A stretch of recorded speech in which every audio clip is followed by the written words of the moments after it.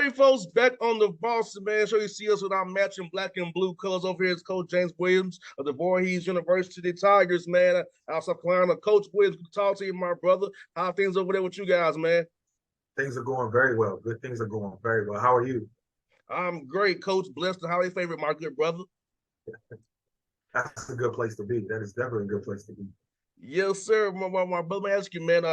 Congrats on becoming the head coach here at Voorhees. Tell me about it, man. How's it feel, man, to be the head coach leading this program, man, as you all try to get these wins here coming up here real soon? It's very surreal, to be extremely honest. I hit the ground running. So prior to even being announced as a head coach, I was putting in work. Just behind the scenes, just keeping up the programs, making sure things were running as they were supposed to.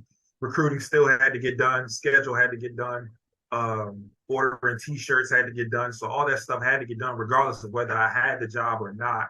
I just wanted to make sure this program stayed afloat and continue going, because you don't want to be the one to have let the ball drop in those situations for these athletes.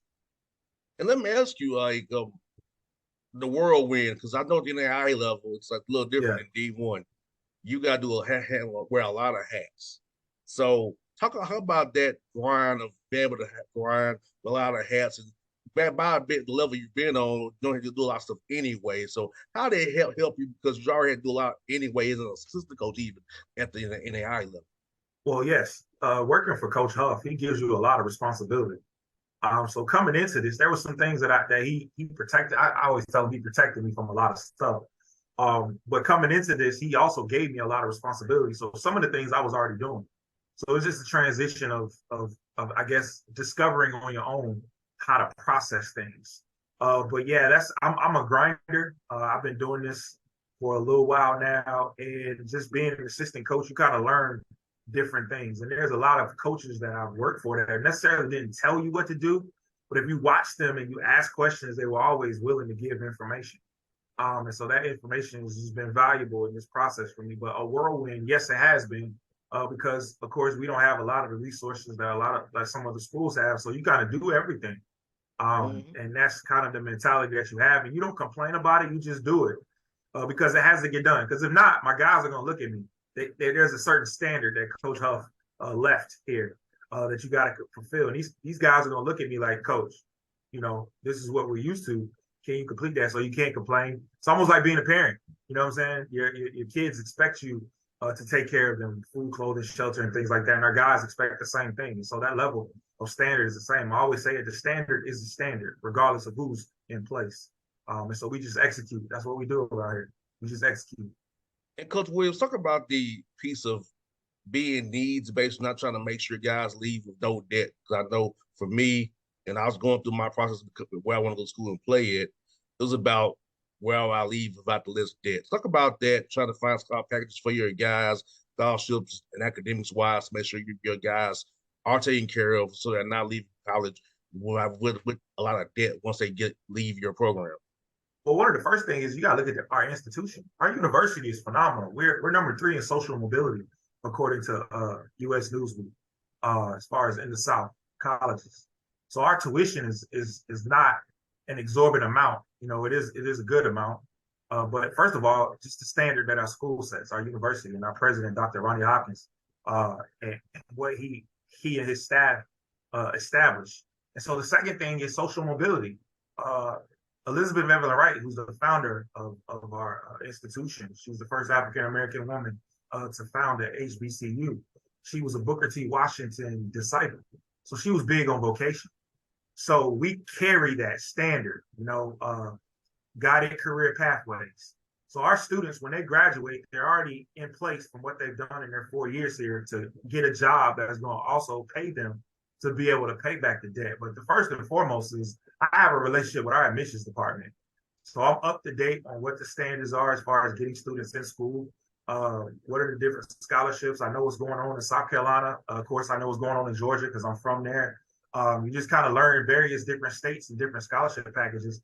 And then the type of athlete that I recruit, that I have to recruit, is a student that has an extremely high GPA with good test scores, because there is funding here for that student. And I partner with the parents once you know what they're getting with a Pell Grant and different grants from out the state and different scholarships, now you can formulate the package. So it really is it's a team effort from what's happening with the parents on their side, and then most importantly, what's happening with our admissions department here at Voorhees. But the institution already establishes opportunities for students to get a quality education as incoming freshmen. So I'm not afraid to recruit freshmen. Not afraid to recruit transfers. We do have a scholarship budget, and then there's management. You really got to manage your budget. You really got to be financially responsible and be a good steward of what you're given to be able to make things work. We got 18 guys on roster, and I'll be honest, out of those 18, 12 of them are receiving some type of academic / athletic money. And then I also have a couple guys who are presidential scholars who receive academic money from the school. And then, of course, I have a couple of international students. So just managing a roster, it goes back to those many hats. I've become a great financial advisor academically in these situations to add that to the list of things that we do around here. Yeah, you have some of the NBA have a salary cap almost. You get into the GM. He's making all these roster moves. We put it on the cap here. Can we do? That plays a big part. And then also partnering with our financial aid department. Our financial aid directors, he don't play. He don't play about the school's money. Our business manager, Mrs. O'Berry, she don't play about the school's money. Voorhees has been for a very long time fiduciary responsible. We haven't shut down because of finances, and that's because the people in place are very serious about that. And so when it's top down and it gets to me, I also have the same mindset. I do not want to be mishandling the funds to be able to put somebody in a bad situation. So we got to take care of those things around here.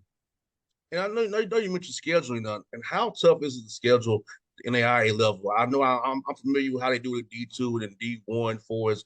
D2 is more original. D1, you got to play bye games. So how is scheduling non-conference games for you all in the NAIA and GACAC? How is that?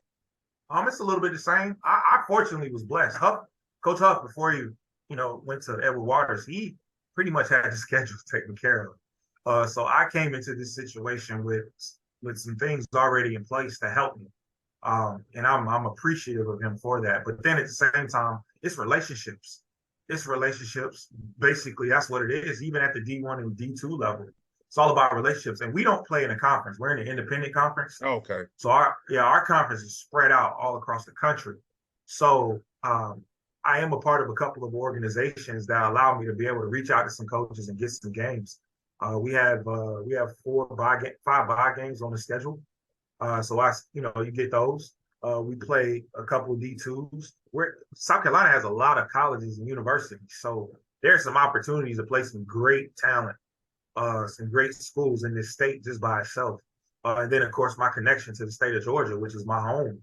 I have opportunities there, and even setting things up for the following year in advance, just with the relationships. When you're out recruiting and you're in these gyms with these other coaches, you strike up conversations, and before you know it, you got a game on the schedule, or they're calling you and asking you, do you have a game? So the biggest piece I would say is the relationships that you develop in this business. Now, you don't want to be too good because then teams don't want to play. But the relationships and being able to I think the biggest thing for me is being able to give my guys an experience. I don't want the fact that we're NAIA school to take away from their basketball experience because they're not at a D1. So we travel. We'll be in Florida for 7 days this season. We'll spend Thanksgiving in Atlanta. We'll be in North Georgia. Our conference tournament is in Kansas. So our guys get an opportunity to experience, regardless of where you are, you want to give these young people a college basketball experience. And so that's my mindset in scheduling. We'll schedule an extended long road trip to play a couple teams. And then we'll play our 7 conference games. And then our conference does a good job of, we schedule these pods where you'll play 2 games in over the course of 3 days to play some conference opponents to be able to build your resume. But for me, this year, our goal with our scheduling was to honestly be a nationally ranked team, to not have to worry so much about the conference tournament and focus on just winning basketball games and be the best version that we can be ourselves going into our conference tournament. We're a 2-bid league. So you got to get to the championship game to even be considered to go to the national tournament. But we can eliminate that if we're a nationally ranked team. If we can get an automatic bid, then you know what I'm saying, we're not so much focused on the conference tournament being our end all be all. So, we have an internal goal here. And that's part of my scheduling. You want to schedule tough, but you also want to watch it back to backs. You want to watch how much time you spend on the road and those things like that. So it's a skill. There's a science to scheduling, as you can see at the upper levels with Division One. You don't want to be too tough early, but then you want to be tough down the stretch, because once it comes conference tournament time or NCAA tournament time or NAIA tournament time, you got to win games in back-to-back days or every other day. You want to be able to have your schedule as a test for your guys. So, but you don't want to put too much emphasis on one loss during the season, and then you don't want to put too much emphasis on a winning streak during the season, because everything kind of comes down to that postseason opportunity that you want to have for your team. No doubt, my brother. Like now, with you having 18 guys on your roster, is there like a limit? Because I'm trying to get how it works. Yes, is there a limit? Any of them 18 can play in any game? Yeah, yes, sir. We have red shirt rules, so you can't play 20% of your schedule. So there's a certain cap. How many games you have on your schedule? They play over 20%. That's considered a full season. If it's less than 20%, then that's a quote unquote red shirt year. So we have those rules.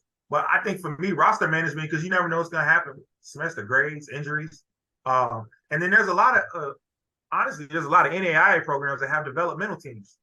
So they'll have a team that they use to develop to kind of fund and fuel the basketball program. Whether you're getting talent or you're getting bodies for practice, we don't have that. But rather keeping 18 is good, because there's some freshmen that may not be ready to play. And you got guys with grades, and so you want to be able to have that balance. Ultimately, if you're really thinking about it, I really have 15 guys, which is like a normal roster. But you have like 3 or 4 guys that you're, that may need the red shirt or looking for an opportunity. So in the event of not having a developmental program, we just, I want to keep around 17, 18 guys. And practice purposes too. You can kind of have 3 teams, and you can kind of get reps in that regard. And then of course, you got those walk-ons. We got guys here on campus who think they can play college basketball, and some are talented. And so you want to leave a little bit of room. And then there's also the budget aspect, because per diem and travel, extra guys cost money. So again, it goes back to that managing your roster kind of situation there in that regard. Yeah, man, you the GM with the Voorhees. the GM of basketball operations over there, brother. I love it. Let me ask you this, man. For you, what type of young man are you looking for to put in your program? Like, I know you have to have good grades. What kind of character traits are you looking for in a young man? And what are the pillars of your program for a young man listening to an interview who may be interested in coming and come play for you? So I look for guys who live like me. So I have a core value chart, and that core value chart is called choices: communication, hard work, organization, integrity, commitment, excitement, sacrifice. And so when we look for a young man, we look for those things. We look for somebody who's able to communicate. That's on the floor and off the floor. Are you looking people in the eye? Are you shaking hands? We look for a hard worker, somebody who's going to work. It's not a lot to do in Denmark, and my guys spend a lot of time in the gym. So they're constantly working. So somebody who's not going to be afraid of the work, who's going to lift weights and then go in and get form shooting after they lift weights to work out their arms. Organized, discipline, organization and discipline. Somebody who's disciplined. For us, that's a huge, huge thing. And then commitment. If you say you want to be here at Voorhees, be here at Voorhees. Don't be here at Voorhees thinking about something else, because I'm here.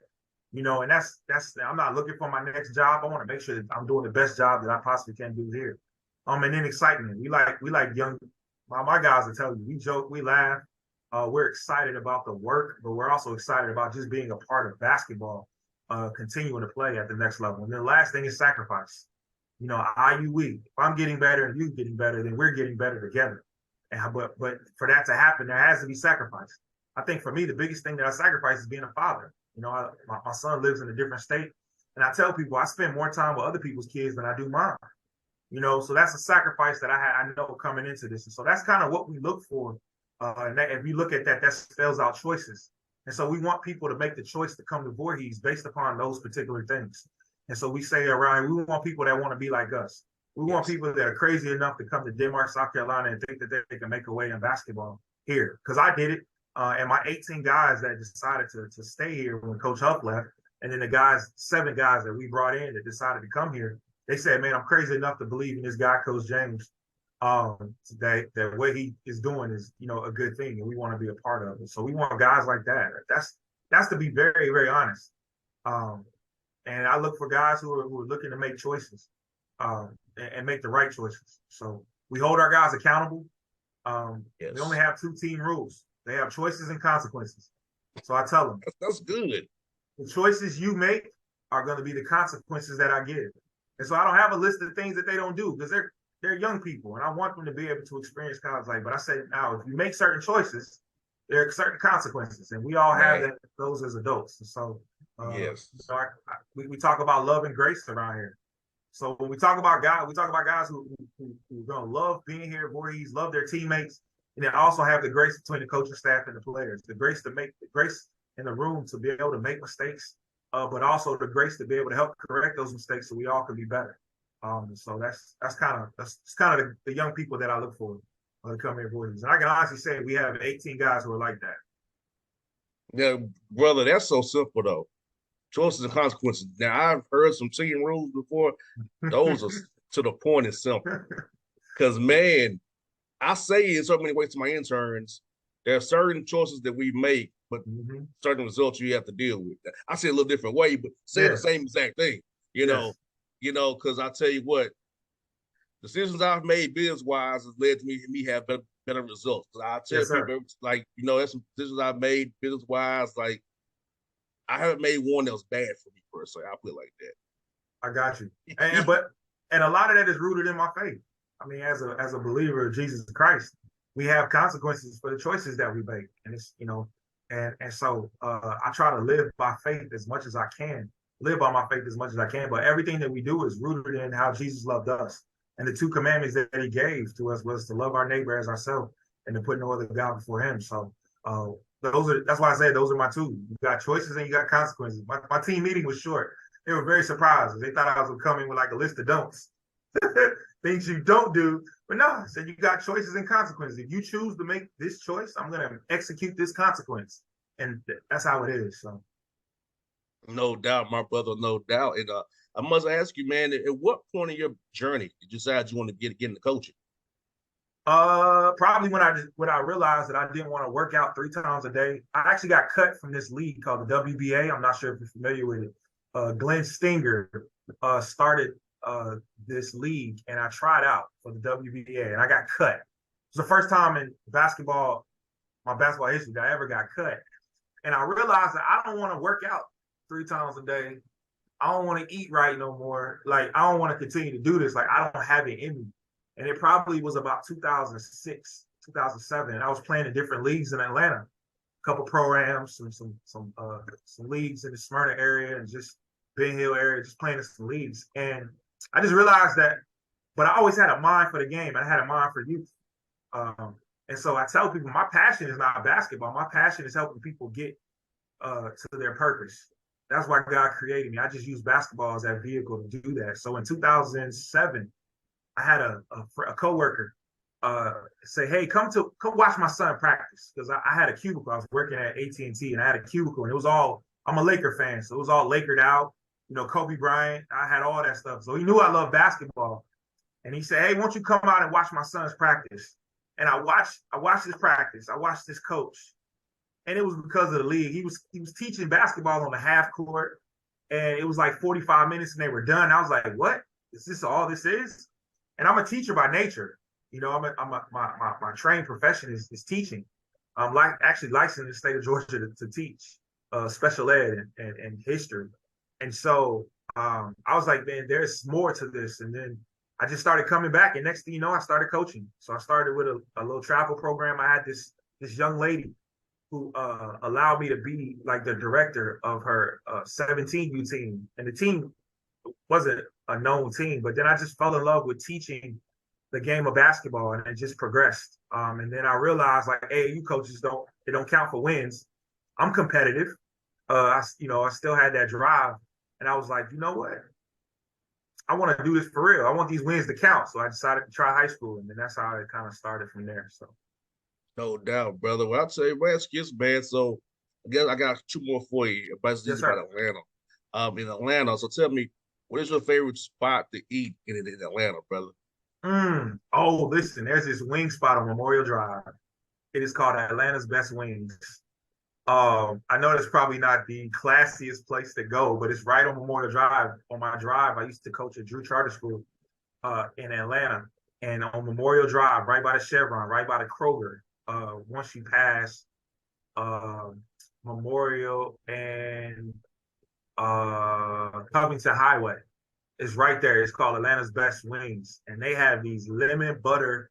I mean, they have these no butter lemon pepper wings with the lemon pepper sprinkles on the fries. That's my spot. That's my spot. Yeah. So that I would say give them a shout out. And then what's your other question? And the last one gonna be when you actually get you some downtime, when you're not coaching, being in the gym, how do you decompress? How do you turn it off for a little while? Wow, that's a great question. A lot of people don't know. I like to spend time with my son. I try to spend as much time as I can with my 6-year-old. I have an amazing 6-year-old son, and spending time with him. The other thing is barbecue. A lot of people don't know if I wasn't coaching, I'd be a competitive barbecue pit master. And then lastly, probably going to water. I go to water. It kind of cleanses me. I get a chance, the opportunity to relax. I get a chance to think. There's something just magical about looking at the horizon on the ocean and just having commune with God. So those are probably the three main things that I do. Outside of if I'm at home, then I'm watching old television shows. I just got done watching ER. Like I rewatched it from episode 1 to the Wow, end. the ER. So yeah, so I like watching old classic TV shows, West Wing. I'll go back and watch something that I watched, continue because I like the binge watching things. So those are things that I do. Those are probably the four main things that I do. You know what show I watch all the time, but I know all the lines still. Martin. I got Martin, seasons 1 through 5. I'm like, I it still still come watch. on TV too. It could be like on TV One or BET. It still come on. So It's like the jokes are still funny now. I oh know what yeah, they're gonna say. 30 years later, mm-hmm. it's still funny to me. You And know? they still funny. Yeah, they still. That's like like a whole old comedy routine from like Dave Chappelle or something like. Dave Chappelle show is still funny to this day, even though we Yes. can't we can't say some of those jokes in public now, but it's still funny in the Now in the I'll tell confines of you your home. this. You mentioned the water. Now, a certain event that I won't make light of inspired me to learn how to swim. Oh, bro. In October, I was going to take swim classes because I was inspired by a certain event that I won't. Hey, that's a good thing. Swim, like just going out in the ocean, just sitting in the water. You ain't necessarily got to swim, but like that is a good skill to have because you never know what's gonna happen. Bro, I go to the beach all the time, but I don't get in the water. It's You like don't get in the water. let's get the beach. That's like I be on South Beach. I be in Pensacola, Jacksonville Beach, and it's like, I'm not. Okay, I'm gonna go touch the water and I'm come right Yeah, back. you don't But touch the water. Yeah, you just go yeah, to the because little shallow end. I can't swim, so like I'm not confident. So now Yeah, I'm gonna see how this beginner class gonna do for me. I said, that's look, good. I'll beginner, give you a little bit of advice. Let your body go. The lot of thing that people do in swimming is they tense up, and that's the worst thing you can do. If you relax your body and let your body go, you'll naturally get into it. It's not difficult at all. Because even if you just learn how to tread water, that's going to be extremely helpful in certain situations. So, you ain't got to be Michael Phelps in this thing, but as long as you can flap a little bit here and get the legs moving and keep yourself afloat, but yeah, relax your body, let it do its natural thing. You'll be good. yeah, set up South classes up in Cobb County, man. So on Saturdays, I'm gonna be going up there and learning how to swim from 8 until 11. There you go. There you go. That's good. Hey, that's good. The amount of time you put in is what you'll get out of it. So that's a dope thing. They told me I got to buy some goggles, a Oh swimming. yeah, you got to get the whole gear. Yeah, go all out, man. Do it. Do it. Like when you invest in something, you get into it. It works yourself out. Yeah, it's crazy how that event happened. It inspired me to get the water. So we draw inspiration from some crazy things. We never know. yes, yeah, you're right about that, my good brother, man. You're right about that. So yeah, I'm gonna do that, man. But brother, Good to have you on the show, man. I said Coach Huff was a buddy of mine, man. I had him on the show as well. Edward Waters, my buddy from Tennessee State football Yes, coach sir. there, Toriano. It was like so. Yeah, man. So I was happy to have you on the show, man. And you, I'm telling I call you. You are the Beard Brothers, my you Oh, Coach Huff, yes. the Beard Brothers. That's my mentor. That's my guy. I love that dude so much, and I can't thank him for giving me the opportunity here. And just he really he blessed me here. Like he gave his blessing, and I wouldn't be here if it wasn't for that guy right there. I love him forever. I try to get them on the schedule too. I am competitive, so hopefully I think next year we'll try to. There used to be a rivalry between Voorhees and Edward Waters. We used to be in the same conference. So we want to kind of get those up, maybe get a classic or something. But yeah, I love that. I love that guy. He's the best. He is. So I thank you, because any opportunity I can get to promote Voorhees and to tell people about what we do here in Little Denmark is I think it's a great opportunity. And hopefully we play Clark Atlanta. So I got to get you. I'm gonna email you the schedule so maybe check us out. We got North Georgia. We got Clark Atlanta, so we'll be in the metro area. Because we play Dalton State, so we'll be in the area. Sounds good, my brother, folks. That's James Williams from the Bossman Show. Voorhees College, university, man. You see him on the shirt, blue and black, united. Yes, sir. My yes, brother, sir. it was fun, man. Just get real soon, my guy. Yes, sir. Anytime you need me, I'm here. All right. All right.